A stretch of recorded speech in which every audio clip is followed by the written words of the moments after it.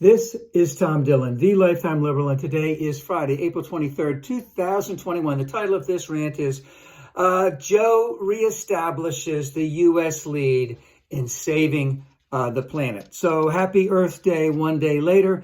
Joe had a conference with, I think it was 40 heads of state, basically saying we need to take the lead. We want to take the lead. A lot of work has to be done. We can't wait another minute to get this started. And he also has emphasized many times in the past that basically his whole cabinet is dedicated in terms of saving the planet, restoring the U.S. lead in technology and innovation all over the place. Now, there are just hundreds of thousands of things that need to be done on this. But if we just mention a few, phasing out coal, building charging stations or building battery replacement stations all across the United States, restoring ecosystems all over the United States and all over the world that can sequester carbon. All right, and just those two things, according to the previous guy, are bigly. They're huge, but we have to start them now. We cannot wait. And of course, we need to have a tremendous amount of R&D, research and development into the new technologies that will rocket us into a carbon neutral planet. And of course, we need to get these new technologies. We need to experiment. We need to find the ones that will work and get them into the marketplace right away. We have to set a new efficiency standards all over the place.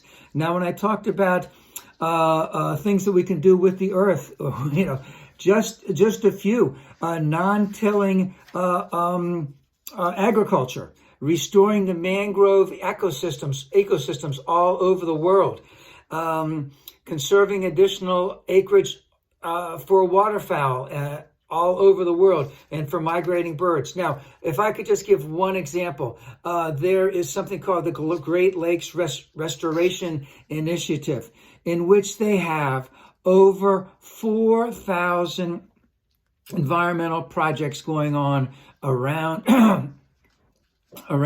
the Great Lakes. Working with environmentalists, working with businesses, working with governments to try and find the best way to restore, replenish, and make whole all of the bounty that the Great Lakes has to offer.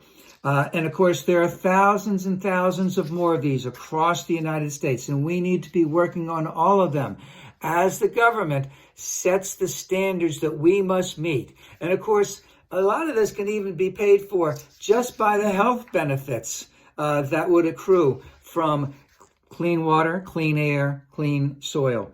And again, we need the political will to do this. We know that there is a party that is not involved in trying to do this. And we need to call them out and to call out all of the, let's say, oil and gas companies and other manufacturers who want to pollute as much as they can, is that there has to be no more debate about global climate change. It is real. We have to and we can make dramatic steps right away.